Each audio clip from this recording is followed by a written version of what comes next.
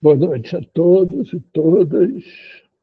Segunda-feira, 9 de junho, 8h20 da noite. Estamos começando a gravar. Hoje o tema é guerras, drogas e dependência química, tendo como foco agora o usuário. Até aqui a gente viu o que levou à criação da guerra de drogas e do termo da dependência química. Mas e aí, o que fazer perante isso? Bem, primeiro, como já foi falado anteriormente, a dependência química é uma invenção, pura e simplesmente, para poder justificar a guerra às drogas e, consequentemente, a introdução da violência do exército norte-americano construiu uma base em todos os países da América Latina, exceto o Brasil, né? Justificando-se para combater a produção de drogas. Mas, sim, o que explica as pessoas consumirem essas substâncias? E, ao consumir essas substâncias, elas criaram um vínculo com elas que fica tão difícil de ser alterado. Bem, em primeiro lugar, é importante e fundamental se observar que nós criamos vínculos com tudo aquilo que nos cerca, né? Não é só com meia dúzia de substâncias. Tem pessoas que criam vínculo com o esporte, tem pessoas que criam vínculos com jogos, tem pessoas que criam vínculos com práticas sexuais, tem inúmeras possibilidades de vinculação entre as pessoas e aquilo que elas fazem. Com essa meia dúzia de substâncias não seria diferente, né? Tem pessoas que criam vínculos com açúcar e, portanto, nada seria diferente disso. Mas, assim, a gente pode pensar também que essa meia dúzia de substâncias consumida de uma forma abusiva, elas provocam danos à saúde. Por quê que essas pessoas continuam consumindo essas substâncias, mesmo sabendo que provocam danos à saúde? Ora, pessoal, a substância que mais causa mal na humanidade é o açúcar. Todos nós consumimos açúcar. A grande pandemia que nós estamos vivendo e que ninguém fala, e tende a aumentar cada vez mais, é o sobrepeso, a obesidade. E nem por isso é proibido se fabricar e se consumir alimentos superprocessados, né? Então, nós não somos uma espécie, a espécie humana não é uma espécie que a gente pode dizer que prima por lutar por uma qualidade de vida, né? Vocês veem que nós somos a espécie que temos maior capacidade de interferência no planeta Terra. E nós estamos construindo um planeta que daqui a pouco vai ficar inabitável para a espécie humana. Então, o que acontece em relação a essa meia dúzia de substâncias psicoativas é um padrão de comportamento de toda a espécie humana, em mais diversos aspectos, né? Não se resume a essa meia dúzia de substâncias. Mesmo uma coisa absolutamente simples, o consumo de água. Se eu parar de consumir água, eu entro em delírio e acabo morrendo. Se eu consumir água em excesso, eu, nesse processo, primeiro, vou me causar muito dano, perda de cálcio, etc. E depois posso até morrer afogado. Então, também não é isso. O padrão comportamental, ele se repete tanto com essa meia dúzia de substâncias psicoativas, como se repete com tudo aquilo que nos cerca, né? Aqueles que lutam por uma qualidade de vida, não por quantidade de vida, normalmente passam por preconceitos, discriminações, etc. Então, nada disso coloca essas meia dúzia de substâncias em um lugar diferente de todas as demais, né? Assim, nunca existiu na história da humanidade uma civilização que não tivesse uma substância psicoativa presente. Sempre existiu. E principalmente para se ter nos ritos religiosos, né? As pessoas, sob efeito de substâncias psicoativas, entram em transe com muito mais facilidade e, portanto, nesses transes, conseguem perceber coisas que fora do transe não percebem. A diferença está o que, quando se criou a questão do vício, ou seja, quando se estabeleceu, né, e tentou se estabelecer um controle no indivíduo, e que esse controle já não bastava mais ser um controle pura e simplesmente comportamental, era preciso avançar mais. E aí se cria uma série de aparelhos do Estado, como o presídio, a escola, os conventos, os hospícios, né? Onde esses aparelhos têm por função primordial promover um controle da população.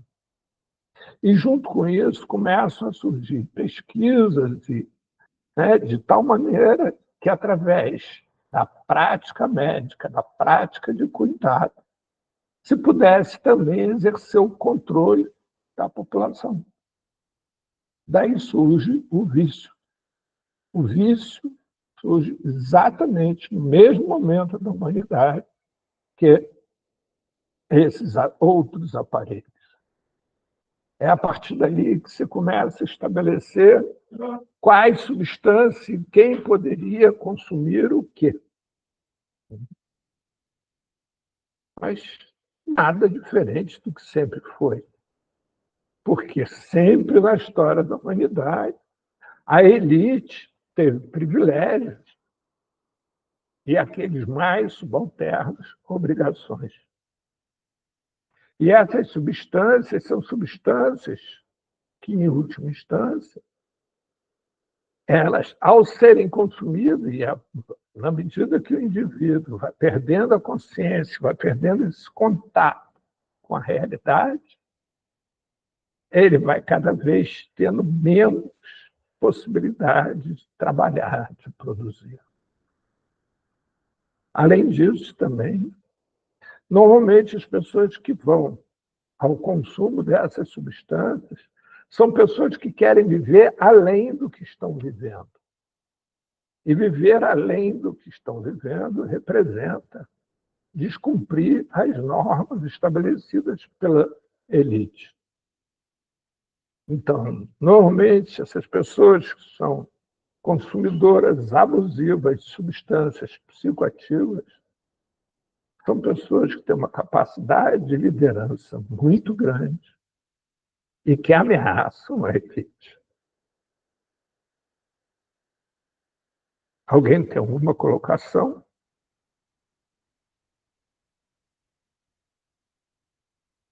Fala, Sérgio.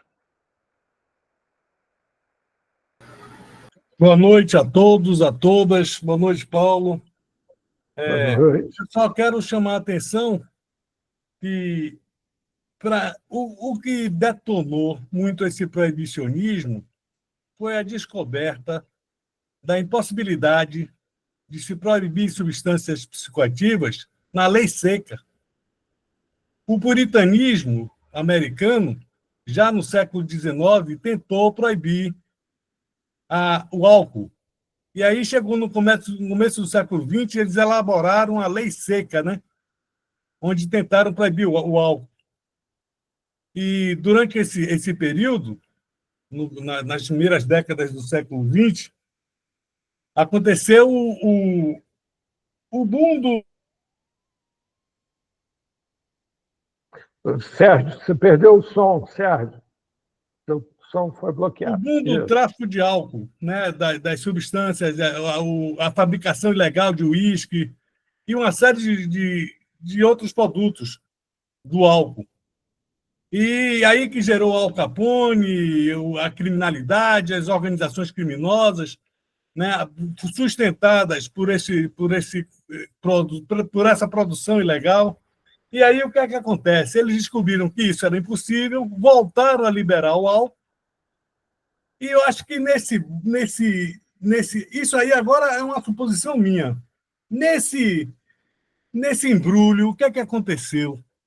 Aconteceu que veio o macartismo, veio a Segunda Guerra Mundial, depois veio o macartismo, né, americano, com o puritanismo ainda maior, e aproveitou-se dessa ideia de proibição de substâncias psicoativas, e aí elegeu essa meia dúzia de substâncias, como você fala, né? Essa meia dúzia de substâncias. E aí proibiu-se essas substâncias e justificou-se o segregacionismo, o extermínio da população preta, pobre, envolvida com o consumo dessas outras substâncias, e que isso proliferou para chegar até a guerra às drogas de Nixon, que o senhor falou aí agora, né? Depois da. Então, eu acho que foi um processo histórico toda essa questão do proibicionismo. Um processo histórico que culminou, né, culmina agora, né, nessa situação que a gente está agora, de alusão à dependência química, de medicalização da vida, né, das substâncias já estarem todas catalogadas, né, e em farmácias, padronizadas em bulas e tudo mais, receitas médicas, psiquiátricas, além de que todas as relações sociais agora estão permeadas pelo álcool. Né? O álcool constitui agora a substância psicoativa oficial da civilização ocidental, até oriental também. Todo mundo agora, você vai para uma festa, para alguma coisa, uma comemoração de aniversário, qualquer situação, você vê o álcool presente na história. Né? Aí oficializou-se esse consumo de álcool e pegou as outras substâncias para justificar o extermínio da população que deve ser segregada em determinada civilização. Quer dizer, eu peguei um fato histórico, que foi a lei seca, e agora estou traçando uma história. Eu quero saber o que é que você acha disso, como é que, se isso faz sentido, se isso é pertinente. É essa a colocação que eu quero fazer. Valeu, Paulo. Um abraço, Sérgio. Bem, pessoal, então, o Sérgio traz um exemplo que é um exemplo extremamente forte, né? Que é a época da lei seca norte-americana. O que se viu foi, por um lado, o consumo de álcool aumentou muito durante a lei seca. O crime se organizou, se perdeu completamente o controle. Né? O ápice, o mais conhecido, era Al Capone. E quando, de novo, é legalizado a produção, a distribuição, comércio e consumo de álcool, de novo, a vida norte-americana volta ao normal. Né? Então, o que nós podemos... Isso mesmo, Alexandre, você tem toda a razão. Né? A questão da relação do açúcar e a infância. Né? É isso mesmo. Né? Mas, assim, o que a gente tem hoje é... Mas, afinal de contas, não tem pessoas que criam essa dependência com essas substâncias? Tem.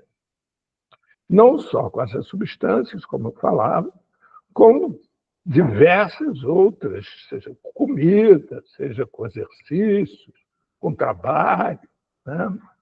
Diversas outras. E aí, como é que a gente faz para identificar? Qual é o parâmetro identificador de quem pode ser denominado dependente e quem não é dependente, quem é usuário ocasional ou recreativo. Pois é assim. Dentro da metodologia de trabalho do observatório, dependente é todo aquele que quer deixar de fazer algo na sua vida e não consegue. E aí ele pede ajuda a um terceiro para que ele possa mudar a forma de viver, excluindo da vida dele aquilo que ele não deseja fazer. Então, vamos pegar um exemplo bem simples de um dependente, para depois a gente voltar para questões mais complexas. Suponhamos você que alguém quebra a perna, e aí ele tem que ter a perna imobilizada.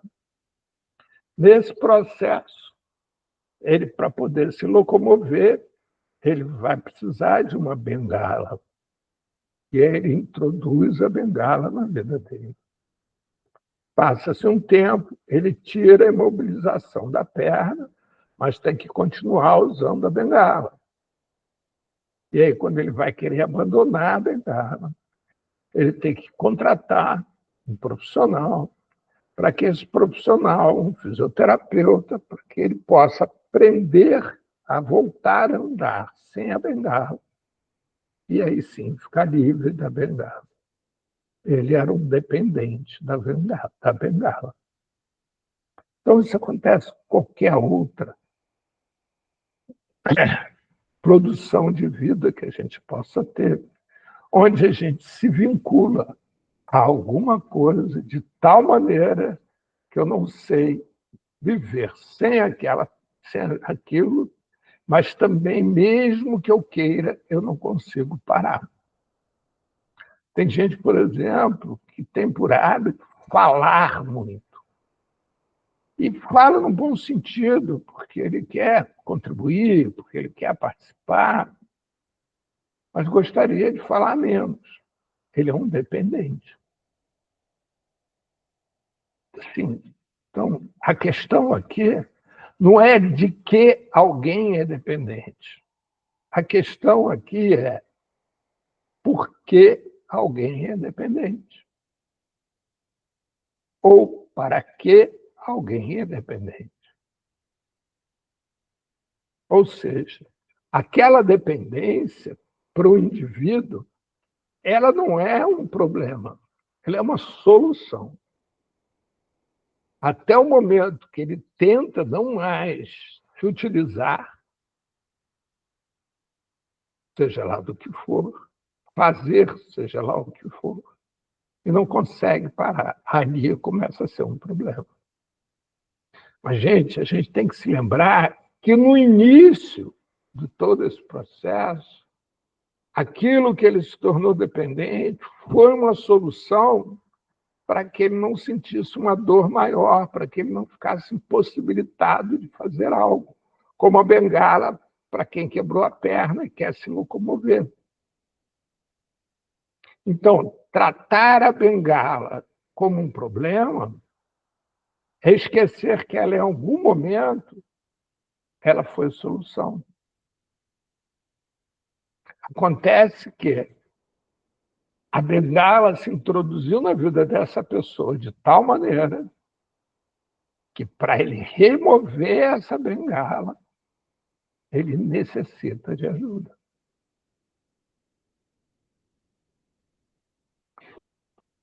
A dificuldade está... Nós vivemos numa sociedade onde nós somos educados a patologizar a vida, ou seja, nos ensinam a tornar a vida bastante complexa para que a gente se sinta absolutamente incapaz de viver da forma que desejamos, para que nós nos tornemos dependentes da sociedade e da elite, principalmente, seja dependente da ciência, dependente do medicamento, que é muito difícil, em algum momento, você assumir a sua autonomia. Vocês podem ver, mas nesse momento, às 20 para as 9 de segunda-feira, do dia 9 de junho, nós estamos vivendo exatamente isso. Nós somos 7 pessoas nesse momento interessadas em pensar sobre isso. Não sei se vocês observaram, vários outros temas. Nós reunimos entre 20 e 30 pessoas aqui. Mas sobre esse tema, não. É muito mais fácil se imaginar que isso é uma doença, que a dependência química efetivamente existe. E basta eu tomar um remédio que eu fico bom, do que pensar e saber que a dependência química não existe. Nós somos dependentes de algo por causa da nossa forma de viver. E para deixarmos de sermos dependentes, nós vamos ter que mudar a forma de viver. Isso é mais difícil ainda para a família, porque normalmente o dependente é um agente denunciante de um comportamento familiar, onde esse agente denunciando fala para o restante o que o restante não quer saber, não quer ouvir. E a forma com que o restante tem de fazer é desqualificar essa fala que eles não querem ouvir.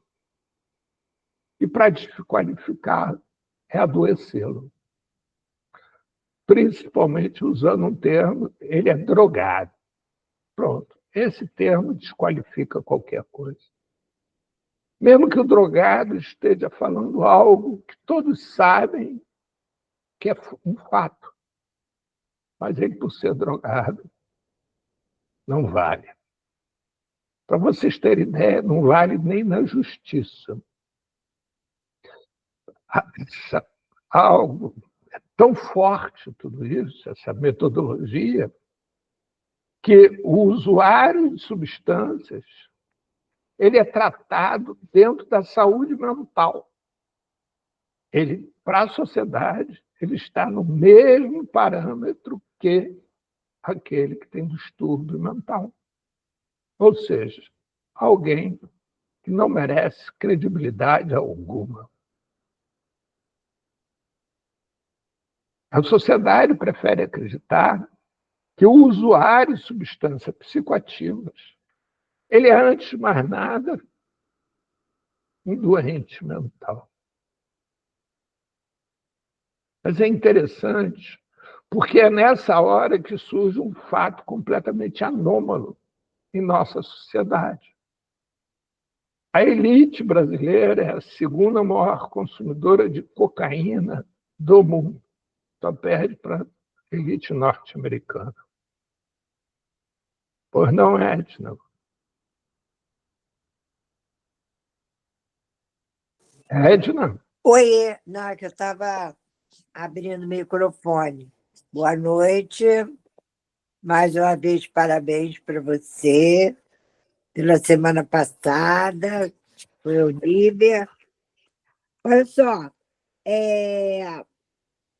eu queria fazer uma observação para reflexão em relação à questão do sujeito que faz um uso abusivo de substâncias psicoativas e a questão da saúde mental.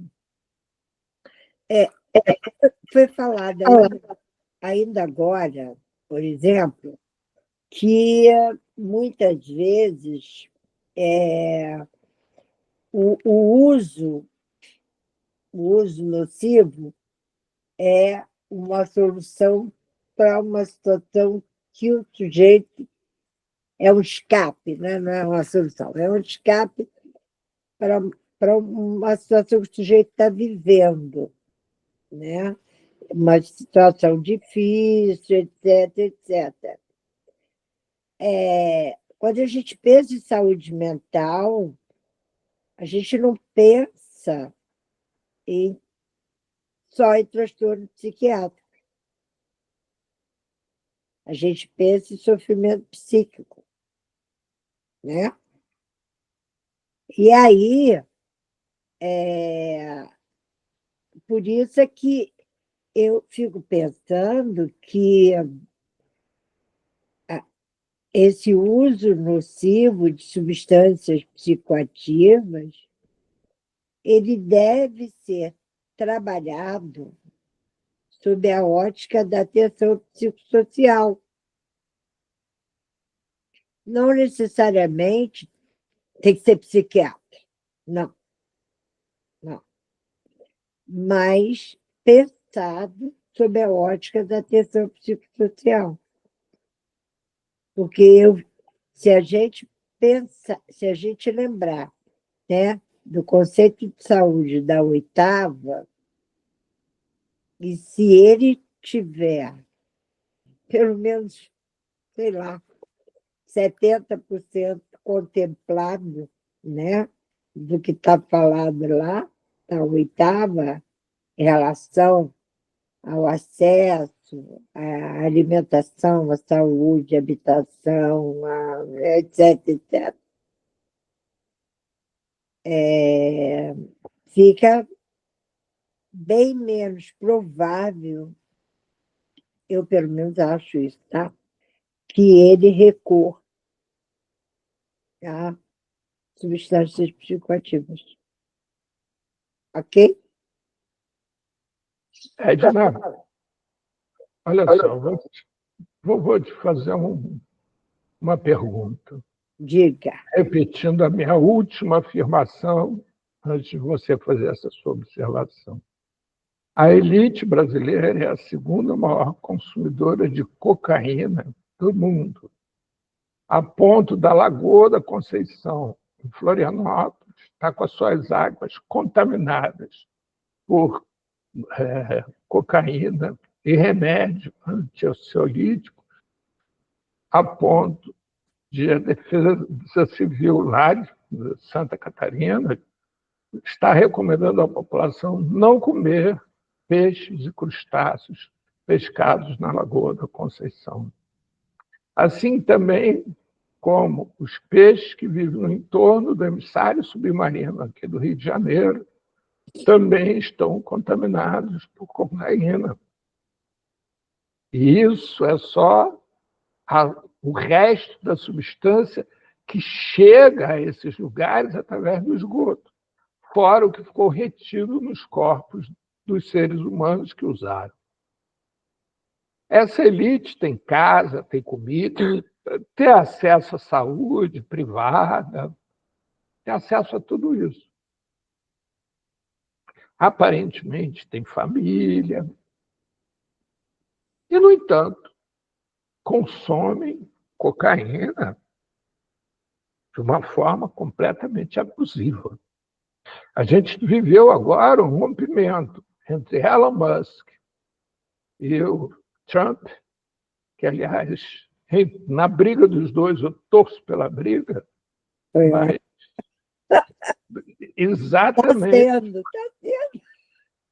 Pois é, porque o Trump maliciosamente vazou para a imprensa que o Elon Musk é viciado. Bem, Elon Musk é o homem mais rico do mundo. Ele tem 12 filhos. Está construindo uma vila para morar ele e a família dele. Mas você acha que ele está com a saúde mental ok? Você acha que O que eu estou dizendo, é assim. O que eu estou dizendo, Regina, é que a gente não tem como pré-estabelecer uma fórmula anterior.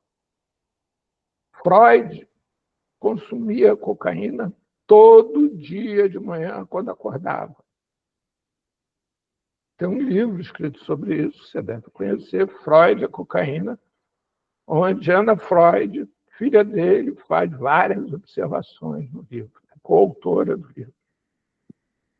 Você vai dizer que Freud estava com a saúde mental dele comprometida, não é isso? Não estou dizendo isso, mas o que eu digo é que sim, se por acaso ele não consumisse num dia X ou Y e ele tivesse um sofrimento por conta dele não ter consumido, aí ok. Aí você voltou para o lugar de origem, onde você está colocando a droga como a razão de viver daquele indivíduo. Você não está colocando que, quando ele não consome a droga, ele tem um tipo de vida que ele não quer ter. Não é a falta da droga que o leva à crise, é a vida que o leva à crise. Mas é exatamente isso que a gente está falando. Ué. Não, que você falou, não. No dia que ele não consome, ele entra em crise. Não. Não, que ele No entra dia que ele entra em contato com a vida dele, ele entra em crise. Não estou falando disso, não. O que eu falei é o seguinte, que se no dia que ele não consumisse, ele tivesse um sofrimento psíquico, aí eu diria que ele não tinha saúde mental. Pois é, aí eu te diria que ele poderia estar em desacordo com a vida que ele leva. Aí eu não sei dizer. Oi? Aí eu não sei dizer. Pois é, mas não necessariamente é uma questão de saúde mental. O ano passado, o Brasil bateu o recorde de pessoas que pediram licenças no trabalho. Foram em torno de 500 mil pessoas por ansiedade e depressão. Será que essas pessoas elas têm problema de saúde mental? Ou será que essas pessoas estão em completa falta de sintonia com a vida que nós estamos levando?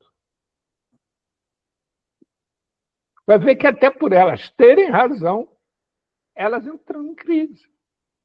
E aí a questão é, a saúde mental delas poderia ser em excesso, vamos dizer assim.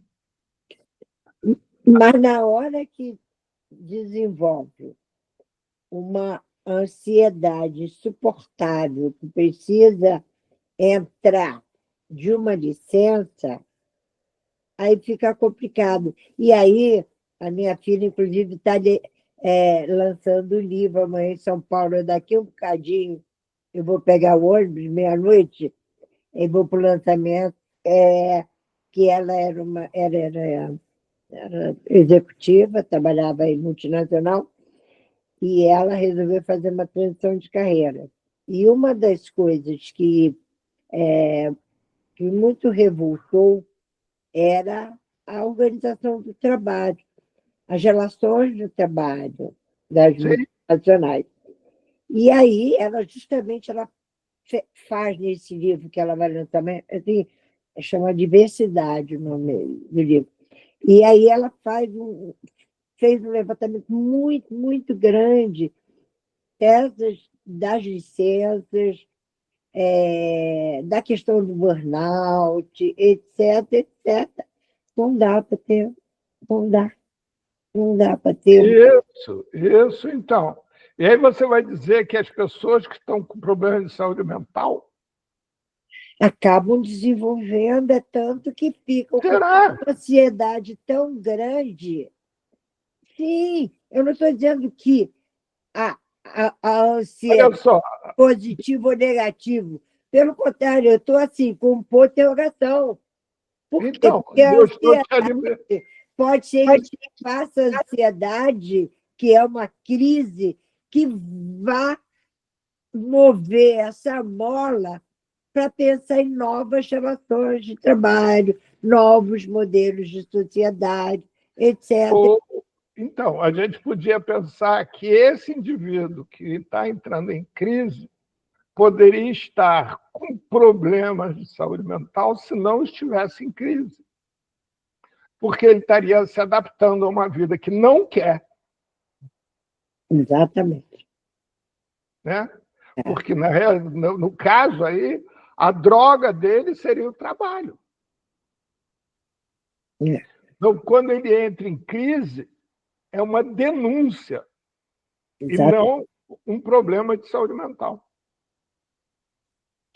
Não, passa a ser um problema, Paulo. Eu não vou entrar mais nesse. Passa a ser um problema quando ele não consegue sair de casa para trabalhar.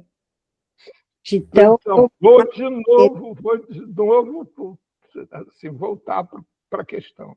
Quando ele não consegue mais sair de casa para trabalhar, ele está assumindo, até mesmo involuntariamente, que ele não quer mais aquele trabalho.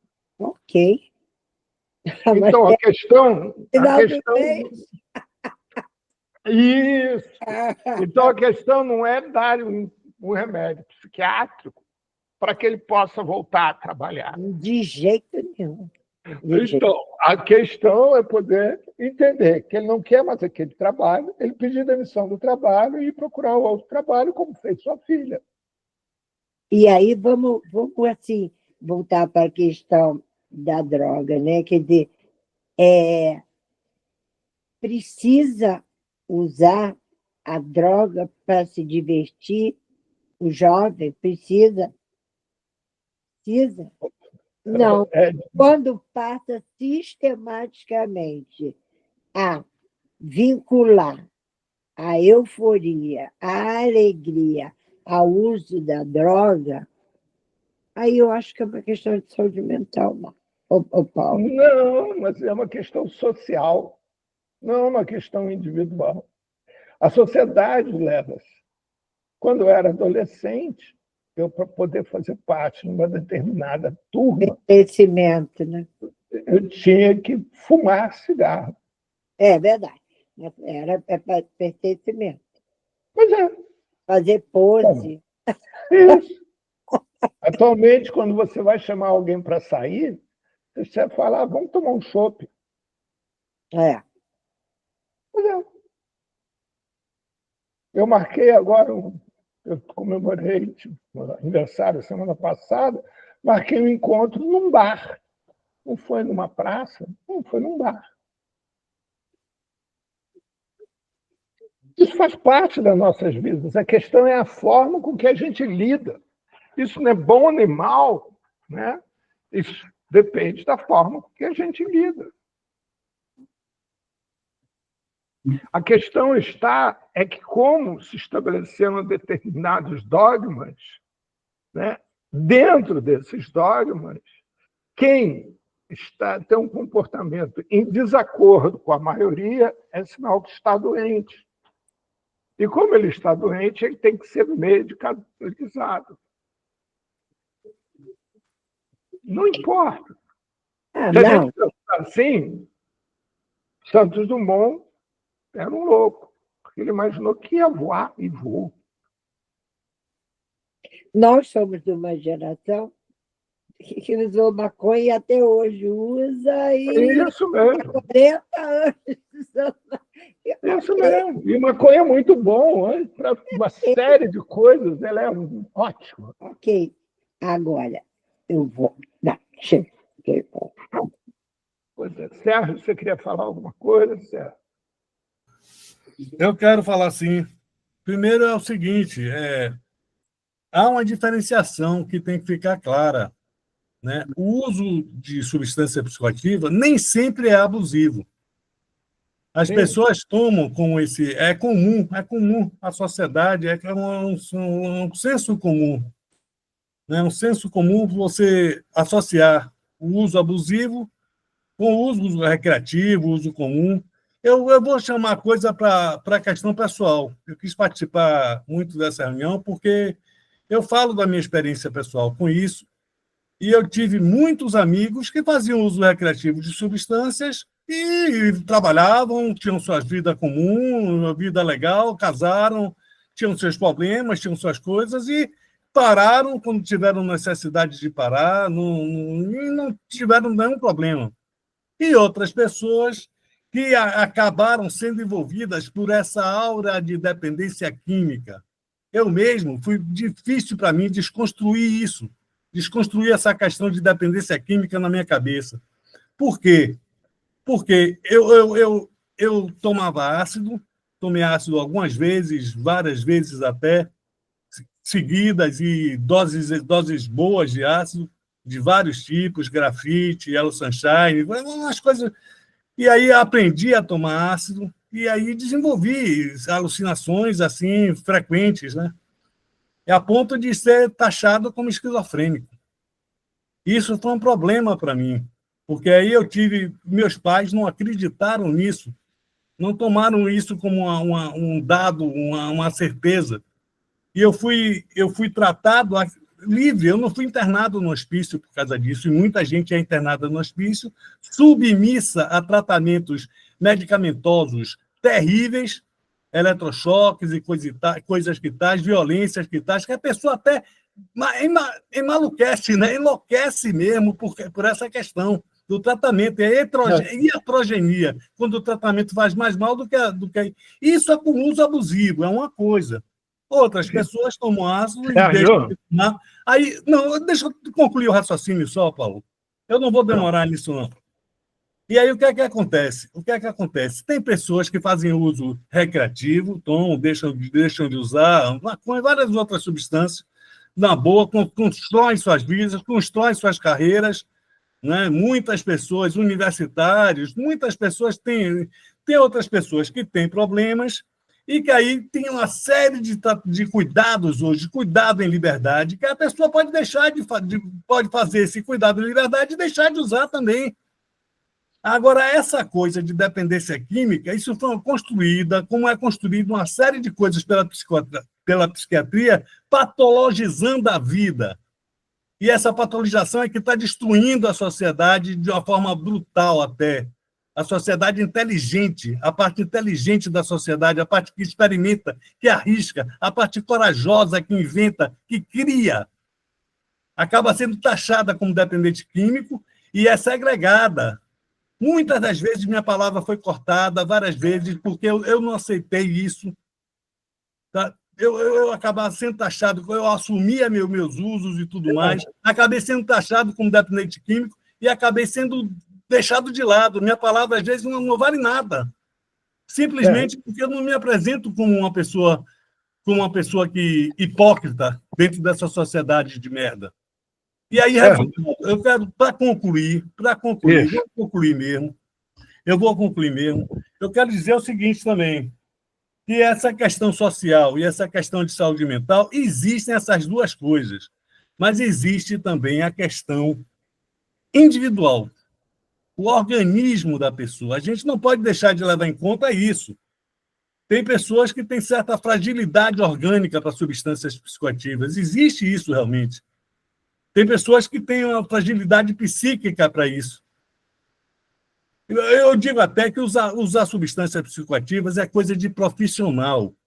Eu aprendi a fazer uso disso e eu digo aqui em alto e bom tom, em alto e bom som, que eu aprendi a fazer esse uso e pode-se fazer uso de substância psicoativa em contexto religioso, em contexto recreativo, em contexto terapêutico,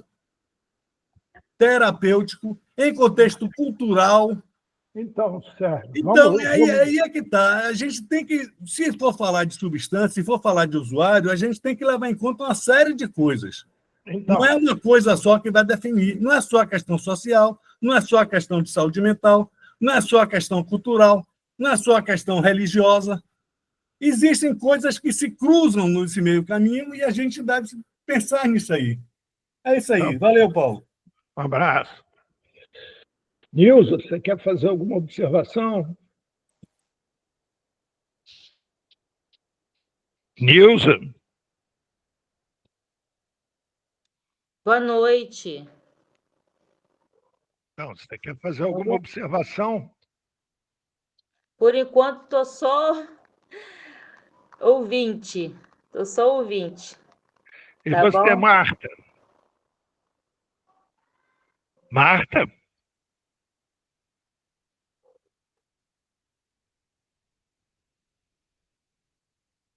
Marta, você tem alguma observação? Não, Paulo. Boa noite para todos. Não, eu não tenho, não. Eu tinha, quando a colega Edna falou sobre a questão do sofrimento psíquico, né, mental. Aí eu fiquei um pouco. Não, você que começou a falar sobre isso. Aí eu fiquei em dúvida, mas aí a Edna entrou, né, e falou sobre isso, né, do sofrimento. Não era um sofrimento mental, mas psicossocial. Acho que ela falou alguma coisa assim. E aí você está explicando e eu estou absorvendo aqui, tá bom? Mas tô aprendendo, continuo aprendendo sempre com vocês. Obrigada. Você, Paulo, Alexandre. Fala, Nilson. já que a colega aí, comentou a respeito, né, do psicossocial, você poderia esclarecer um pouco mais para a gente a esse respeito? Porque, como o colega aí comentou, são muitas ramificações, né? Dentro desse assunto, são muitas ramificações. Então, fica um pouco confuso. E como eu, por exemplo, eu já vivenciei, né, várias situações na família a respeito das substâncias, tanto alcoólicas, né, como químicas, psíquico, né?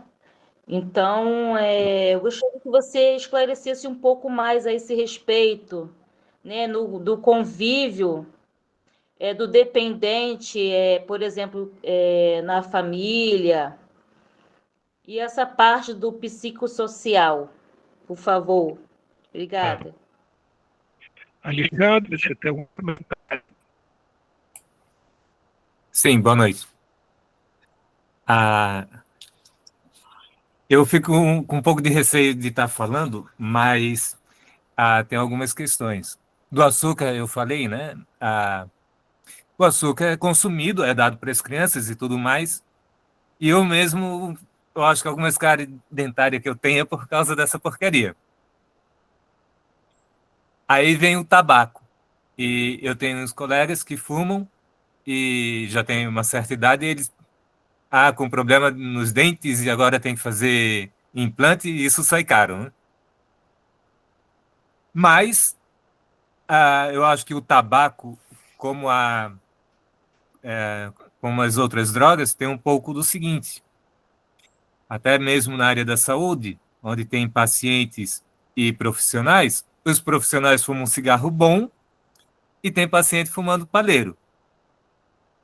Então, quem tem condições, às vezes fuma algo, usa alguma coisa, substância de melhor qualidade e também tem seus cuidados. Coisa que não é muito barato às vezes. Tinha outra questão que eu ia falar. A questão da experiência com os ratos, ela é mais, eu acho, a questão social, né? Mas nós tem que ter em mente o que a Nilza falou, eu acho, porque vem a questão espiritual, né? O ser humano tem outras dimensões para ser considerado nessas experiências. E outra que tem, eu quando fui ao CAPES, eu observei uma questão. Eu já tomei vários pileque na vida, de cair no chão. Vários não, mas eu acho que uns 20, que dá para contar. Mas bebida alcoólica não é problema. Agora, se você ficou perto de alguém que fumou um baseado, aí você já é um usuário esporádico.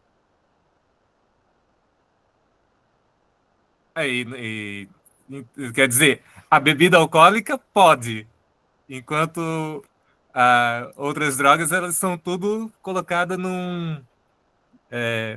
como se diz, em outro nível, né? São excluídas.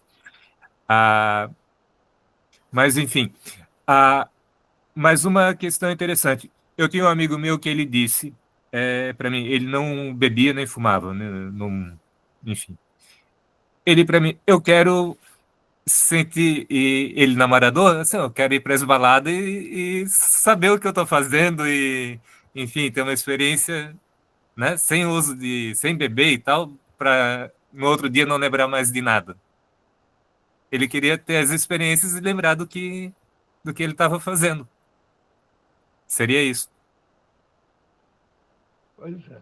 Então, Alexandre e todos os demais, olha só, vamos voltar ao início dessa história toda, porque acabou que a gente desenvolveu toda uma conversa em torno de um ponto, né, dessa questão, que é: se existem diversas justificativas ou diversos estímulos para o indivíduo, né, se tornar dependente de algo, seja de uma muleta, de um esporte, uma substância psicoativa, do álcool, seja lá do que for, qual seria a porta de entrada para isso?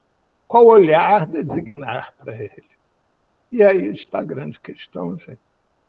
Porque quando a gente começa a olhar para esse detalhe de qual é a justificativa, qual não é a justificativa, a gente começa a resumir o indivíduo na sua dependência.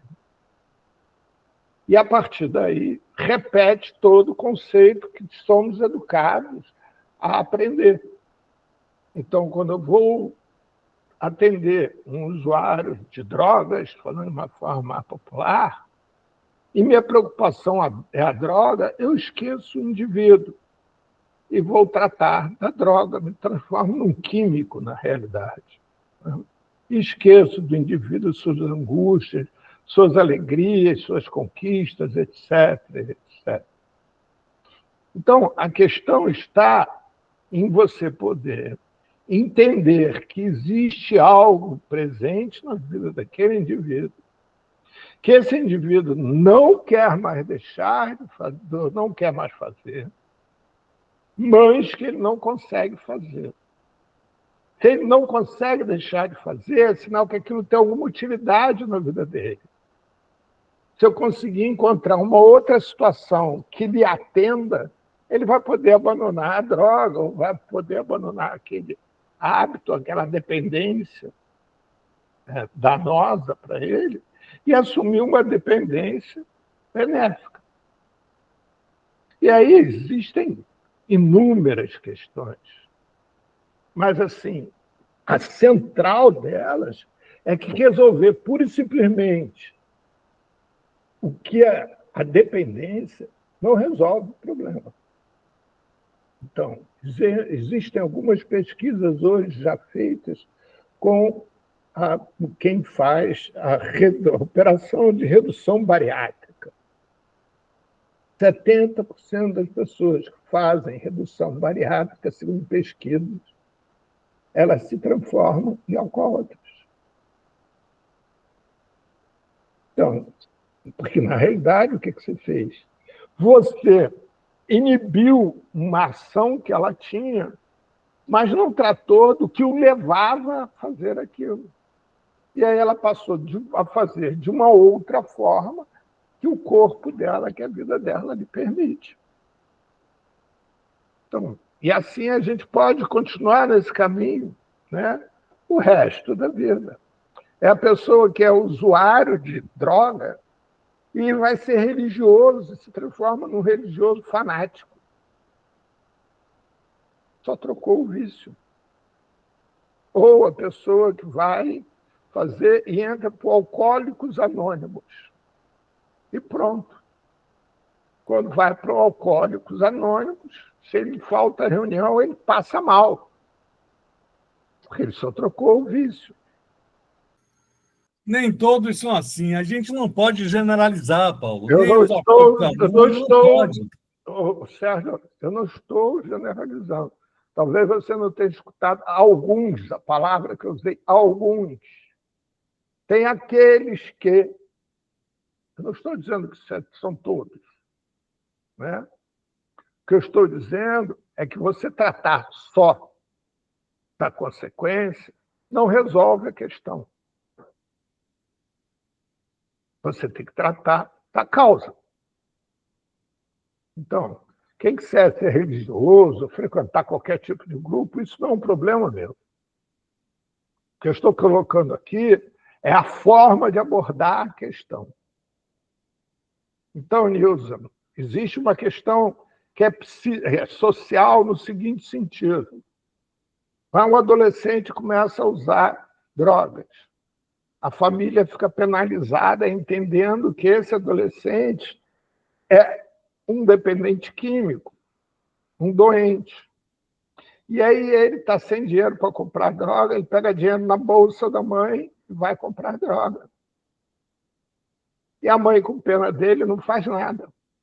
Daqui a pouco ele pega a televisão de casa e vai comprar droga. E a mãe e a família, com pena dele, não faz nada. Até que chega o dia que não suporta mais a situação e abandona ele. E é lógico que isso vai acontecer, né? Porque se lhe permitem roubar R$1, daqui a pouco ele está roubando R$1.000.000. Lógico. Então, nessa situação, a droga já virou um álibi para ele fazer o que ele quer. Ele não vai comprar a droga porque ele é dependente químico. Não, ele vai comprar a droga porque ele é permitido. A família permite. Ou você pode pensar em outra situação também, né? O cara que não quer fazer alguma coisa e, para isso, ele usa droga. Na Noruega, quem é alcoólatra recebe um salário para poder ficar se dedicando a tratamento do alcoolismo. Muitos bebem muito para ficar com teor de álcool alto no organismo, receber o salário e pronto. E aí eles têm que fazer exames, se não me engano, de 6 meses. Então, na véspera de fazer exames, volta a beber de novo para ter um alto teor alcoólico. Não trabalha. Pois não, Edna?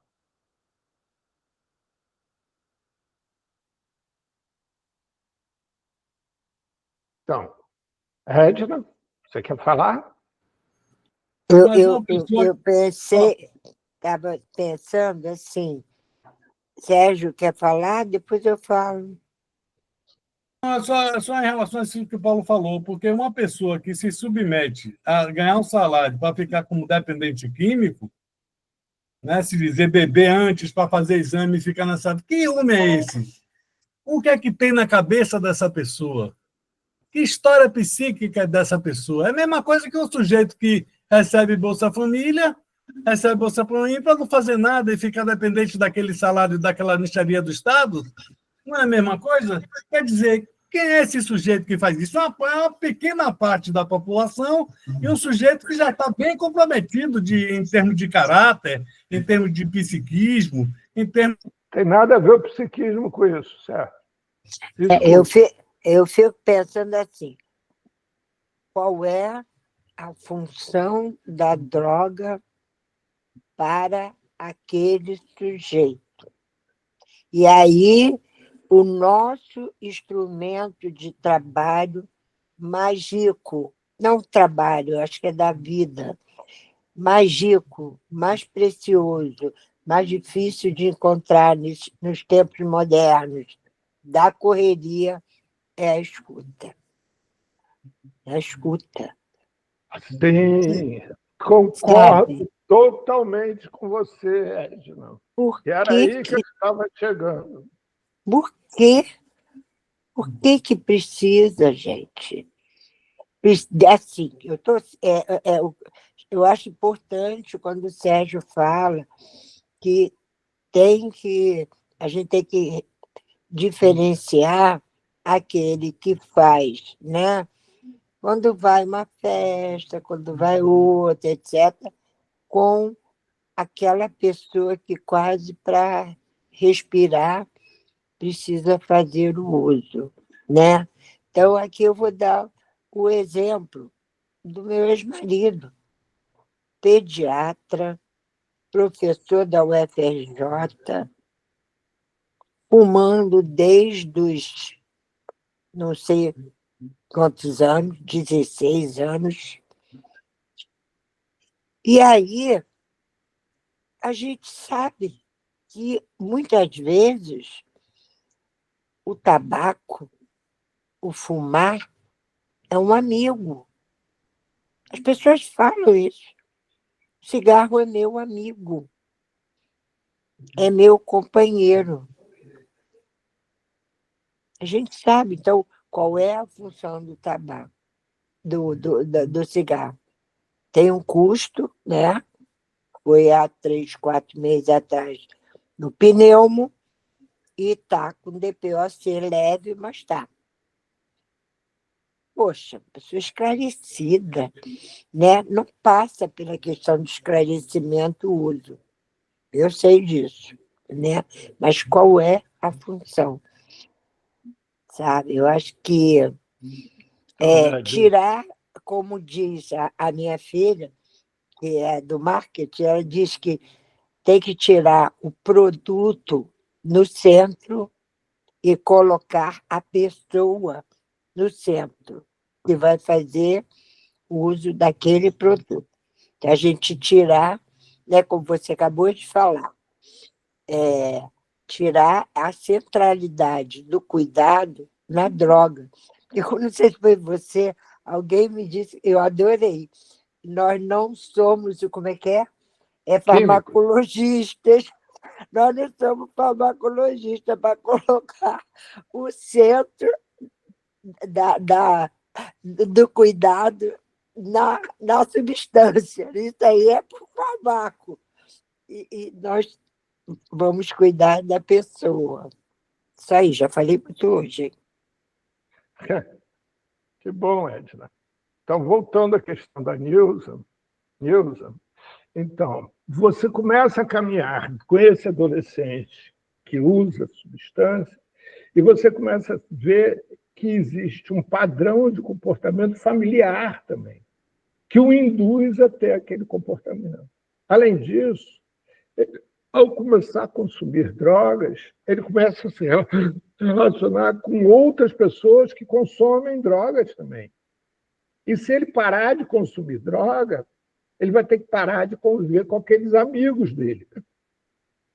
Ele teria que mudar o ciclo de amizade, porque o que os une ali é exatamente a droga. Porque o restante das pessoas que não consomem droga, quando se aproximam dele, se aproximam para dizer assim: hoje você está bem, hein? Estou vendo que você não consumiu hoje. Né? Ou então, pô, tu está mal, hein? Tomou demais, né? Ninguém chega para ele para conversar sobre futebol, sobre namorada, sobre sei lá o que for. Não.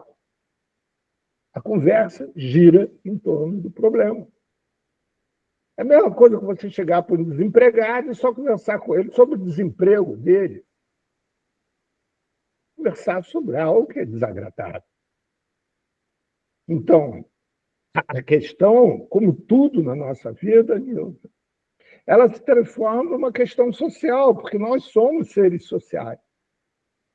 E quando nós estamos isolados na sociedade, não existe nada melhor que uma substância psicoativa para servir de ponte entre nós e o mundo que nós desejaríamos habitar.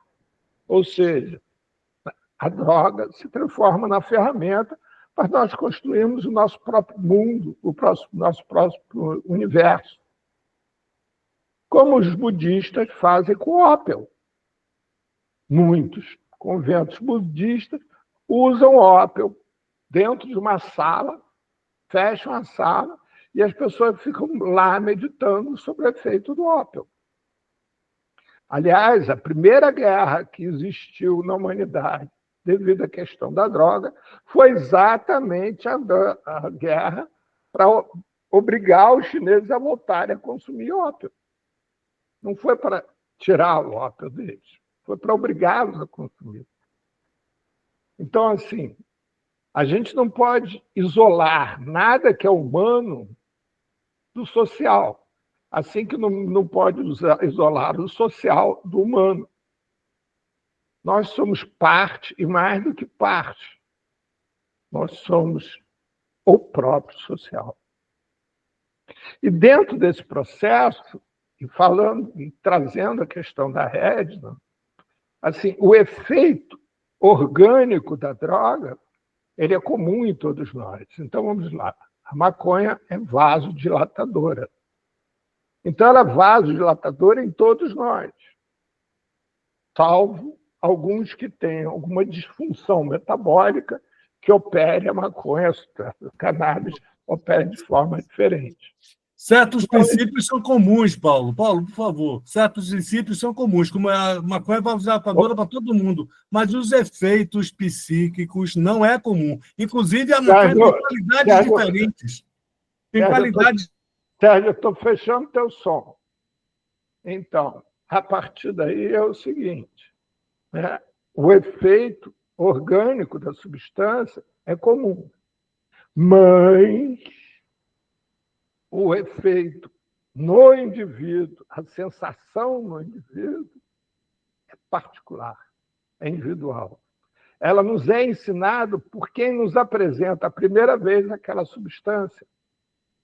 Isso é muito comum, né, para todos nós. Quando a gente vai fazer algo pela primeira vez, né, você dá um primeiro beijo na tua adolescência, aquele beijo na boca, vai conversar com amigo ou com amiga, e aí perguntei, você sentiu isso? Não. Ah, então o cara não te beijou bem, ou então a menina não sabe beijar. Né? Porque existe, para aquele que está falando, um padrão. E você, que é inexperiente, né, vai ficar perseguindo nos beijos aquela sensação que foi descrita pelos amigos. Quando você tiver a mesma sensação, é sinal que você aprendeu a beijar. A mesma coisa é a maconha. Né? Se você fuma maconha pela primeira vez, aí quem te entregou a maconha te pergunta, e aí, o que você sentiu? O cara fala, não, a maconha não bateu. Eu nunca mais esqueço uma cena que eu presenciei. Minha mãe tinha 77 anos e tinha sido acabado de bater o recorde da Olimpíada da terceira idade na natação, na Alemanha.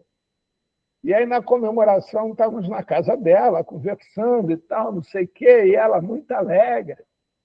E aí ela, de repente, não sei o porquê, falou da história da maconha, que está vendo? Não precisa da maconha, não precisa de droga para ninguém ser feliz, não sei mais do que. Aí um dos netos dela olhou para ela, pô, você já fumou maconha alguma vez? Ela, não, quer fumar? Quero. Aí, você tem? Tenho. Foi lá o neto dela, apertou um cigarro, e minha mãe, aos 77 anos, fumou maconha. Ela mudou completamente, ficou, não parava de rir, não parava de falar, ela já falava muito, não parava mais ainda, não parava de falar, etc, etc, etc. E aí, já lá para o final do dia, já todo mundo cansado, o efeito começou a passar nela, e ela falou, eu não senti nada, esse negócio de maconha não serviu para nada, não sei o quê. O neto que tinha oferecido a maconha para ela, olhou para ela, mas você sentiu isso? Ela, não sentiu nada disso. Então a maconha não fez efeito para você. Entendeu? Para mim, fiquei ali vendo, ela tinha mudado completamente o comportamento dela. Mas, como não cumpriu aquele padrão, não serviu para nada. Então, assim, a gente chegar de antemão, né, e dizer que fulano não sabe consumir, não, fulano sabe consumir, só que está difícil. Um momentinho só, peraí que eu tenho que pegar o carregador do notebook, que ele está fora da carga e está acabando a bateria.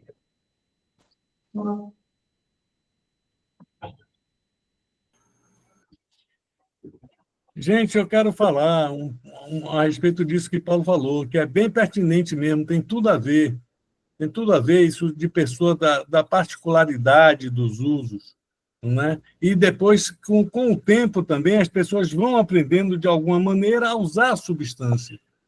Agora, como também elas também sofrem os danos colaterais das substâncias. E isso é bem delicado, né? Falar de usos e abusos e delícias, né? Dores e delícias, isso é muito delicado falar, porque o leque se amplia cada vez mais. Eu creio que o contexto social é bem importante, como o Paulo está salientando cada vez mais, o contexto social é bem importante, sim. Mas existe alguma coisa individual, alguma coisa de cada um, uma singularidade, alguma coisa na própria pessoa, que também deve ser levada em conta. Tem. Né? É isso Então, aí.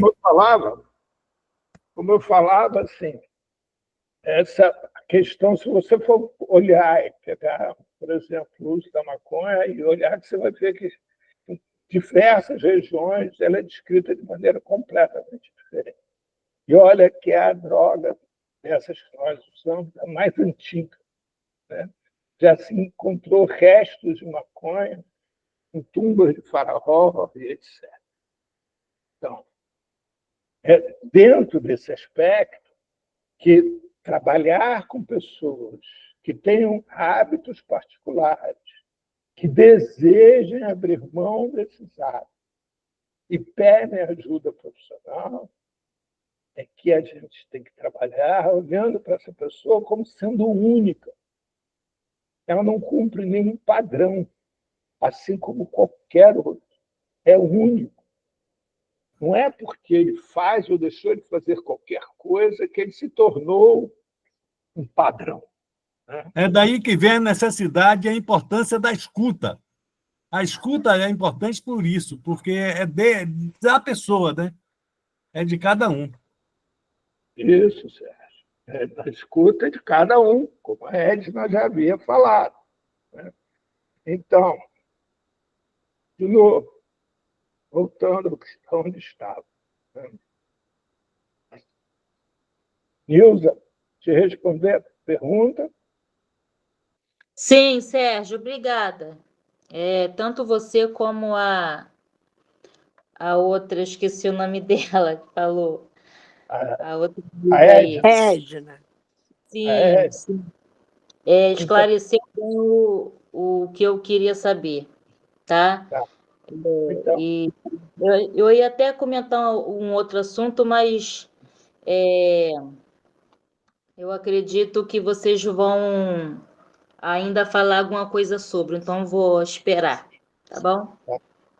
quanto à questão da Edna, que a Edna levantou, de usuário de substância psicoativa, a porta de entrada dele ser o setor psíquico, né? A psicoterapia, eu discordo.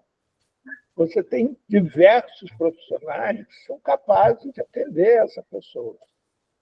Você tem, por exemplo, né, assistente social, você tem um redutor de dano, você tem uma diversidade enorme. E essas pessoas têm toda a possibilidade de serem a porta de entrada e até ver se ele quer fazer uma terapia ou não. Mas isso é uma questão que, de novo, é individual. Não é uma questão que a gente possa estabelecer como uma questão a priori. Porque, de novo, quando a gente estabelece uma questão a priori a respeito de qualquer ser humano, nós só estamos aumentando a margem de erro, a possibilidade de errar. A possibilidade que nós temos e a riqueza que nós temos é olharmos aquela relação como sendo uma relação única.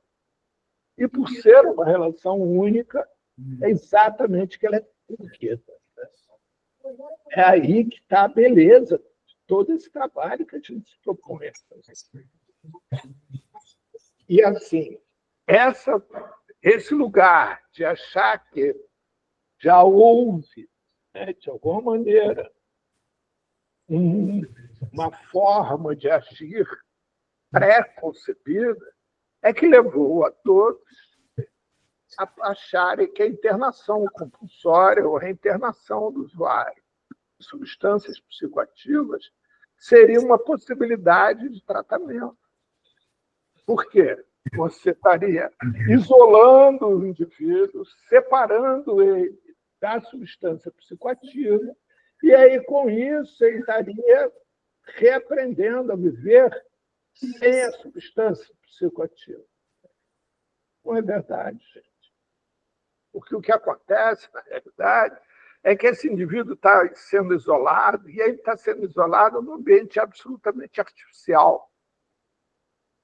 E quando ele vai voltar para a vida real, ele vai encontrar os mesmos problemas.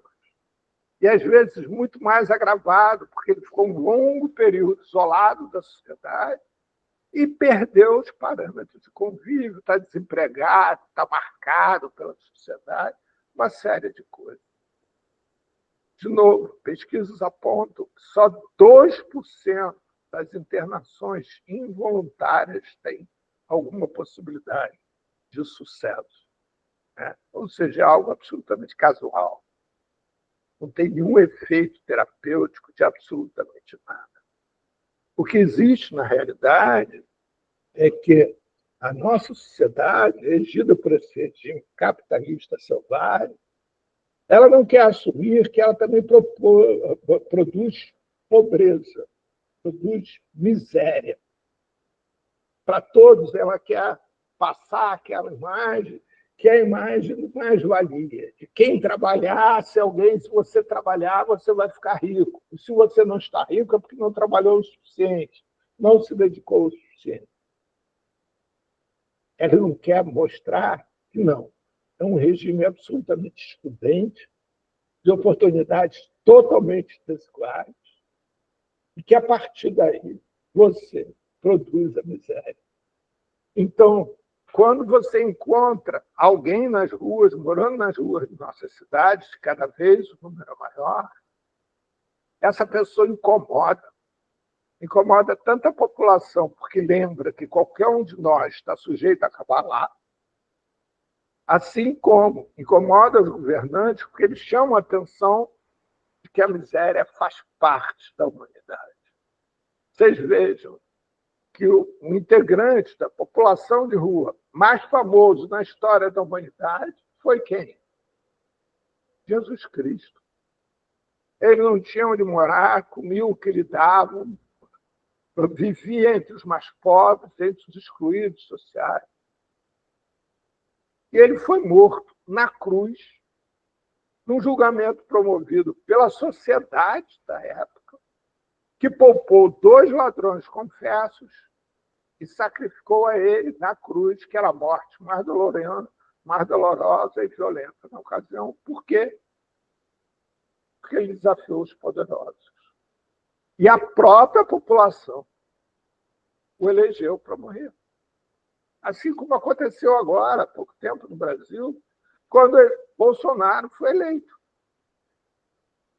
Ele foi eleito exatamente por aqueles todos em que, Sérgio, você está com a fala hoje caçada. Foi eleito por exatamente aqueles que ele discriminava tanto e discrimina tanto, né? A população negra, a mulher negra, né? Que ele dizia que negros só mediam a roupa e tudo mais, né? Aqueles que morriam da Covid, ele dizia rindo, eu não sou coveiro. Pois é. E aí vocês vão dizer, como é que é isso? Para isso, quem melhor define isso é Paulo Freire. Paulo Freire dizia que quando a educação não é libertadora, o sonho de todo oprimido é ser o opressor.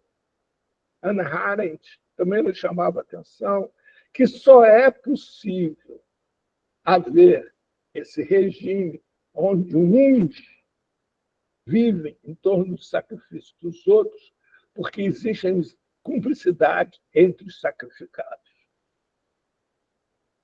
Então, de novo, isso vai se repetir na nossa sociedade atual, que, não tendo justificativa para expulsar a população de rua das ruas, quer assumir que quem está na rua é porque consome drogas, o que é uma grande mentira.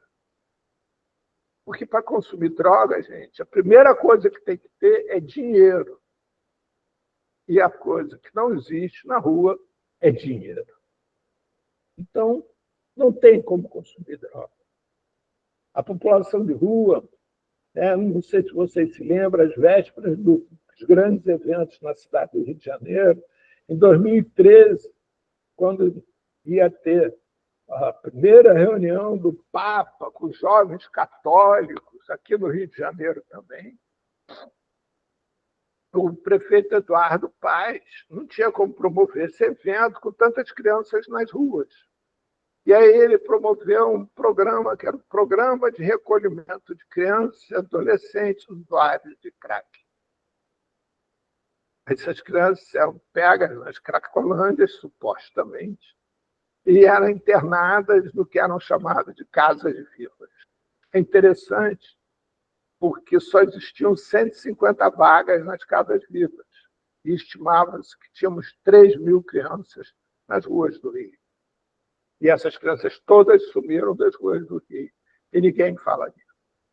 Mas, caminhando, a própria prefeitura fez uma pesquisa com as crianças internadas. Vou repetir. Fez uma pesquisa com as crianças que foram internadas. E das crianças internadas, só 16% haviam provado, pelo menos uma vez, o crack. 84% nunca tinham consumido crack. E para essas crianças ficarem internas, elas eram dopadas por medicamentos permanentes. Existia uma casa viva em Santa Cruz que o castigo para a criança rebelde era amarrá-la e jogá-la dentro da piscina. E ela ficava dentro da piscina se afogando até desmaiar. Só aí que era retirada da piscina. Isso tudo para que o Papa não as visse na rua. Então, daí surge o efeito prático, Nilson, da guerra às drogas, o efeito social dessa mentira que é a dependência química. Ela serve como justificativa para a produção da internação compulsória e, através da internação compulsória, fazer a higienização social. Excluir das ruas aqueles que falam o que nós não queremos escutar. E que falam com a sua simples presença. E é para isso que essa questão toda das drogas, do vício, da dependência química, é utilizada em nossa sociedade. Como dizia ainda agora, pela primeira vez na história da humanidade, existe algo anômalo que acontece nesse momento. A elite não é privilegiada. Vejam só, nesse mesmo período, chegou-se à conclusão que as mulheres grávidas que usassem crack tinham filhos dependentes de crack. E que, portanto, essas mulheres eram necessário que fossem afastadas dos filhos. A partir daí, esses filhos das mulheres, quando se dirigiam às maternidades, e tinham aparência de usuárias de crack, ou seja, eram magras, mal vestidas, miseráveis, seus filhos eram retirados dela na própria maternidade e entregues para adoção, teoricamente.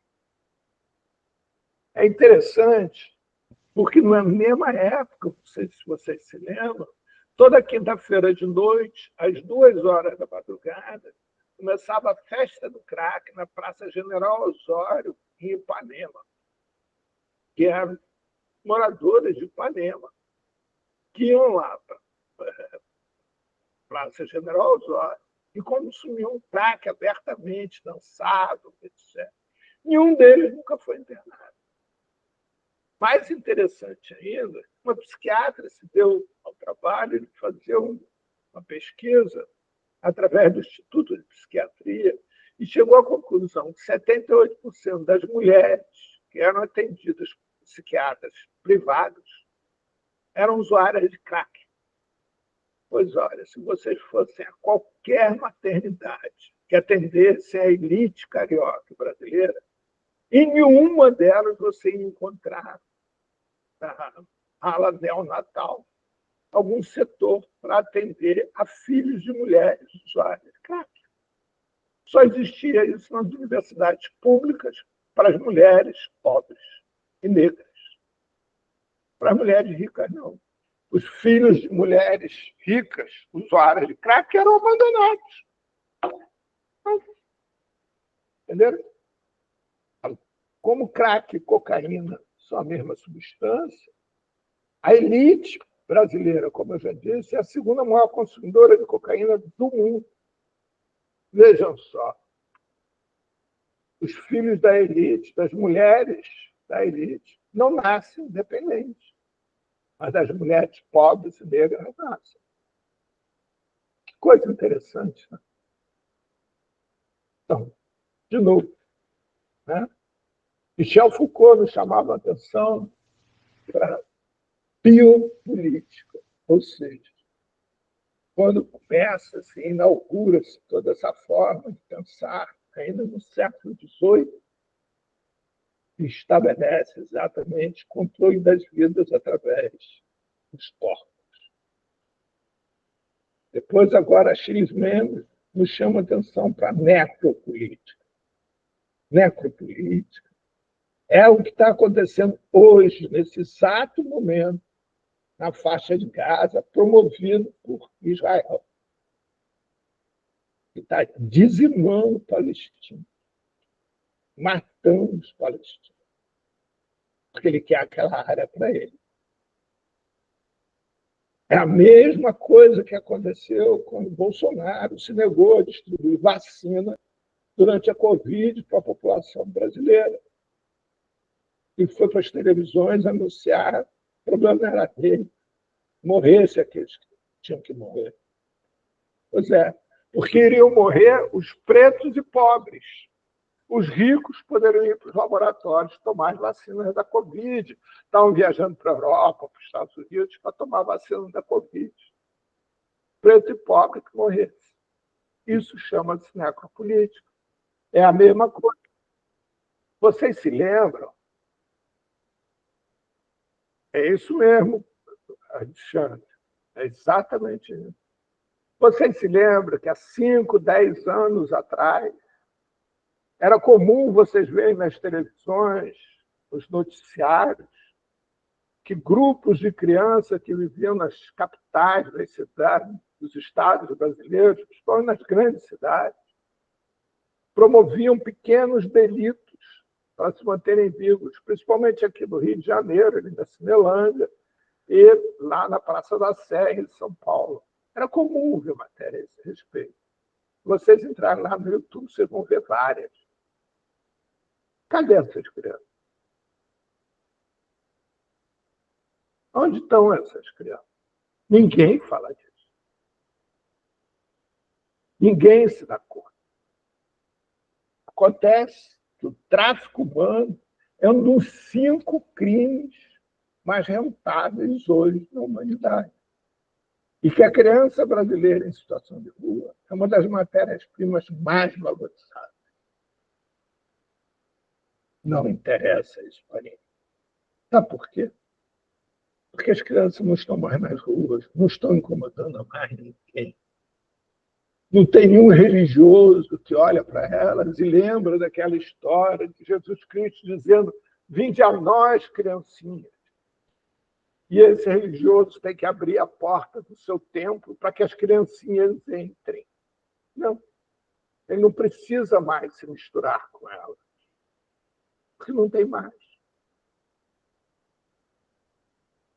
Acabou essa pressão social.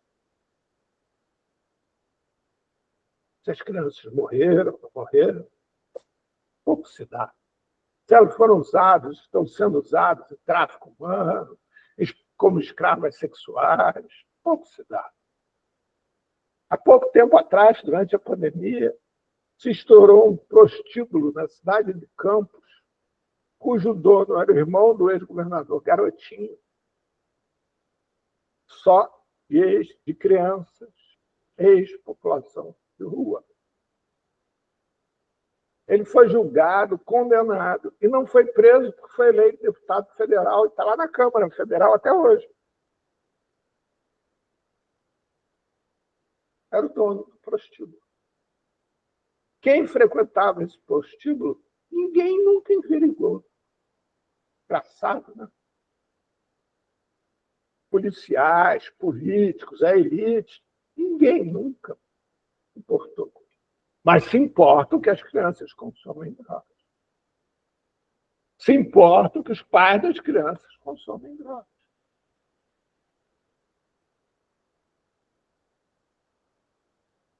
Se você é norte-americano, você pode entrar no site do governo norte-americano e lá no site do governo norte-americano encomendar uma criança porque você quer adotar. Basta você pagar $20.000. E aí você pode. Lá você descreve todas as características, etc, etc. Uma ONG no Paraná tinha mandado para os Estados Unidos em torno de 1.500 crianças. Sabe o que isso representa, gente? $30 milhões. Mas sim.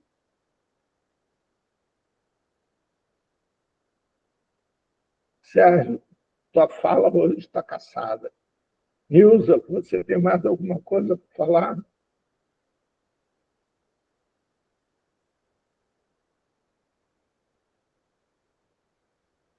Alguém tem alguma coisa que queira falar? Marta, Ana Maria? Por que minha fala foi caçada, rapaz? Por quê? E você fala pra caramba, Sérgio. Mas eu falo tudo pertinente, é o que falo, eu coloco, eu não sou um seu discurso só, não.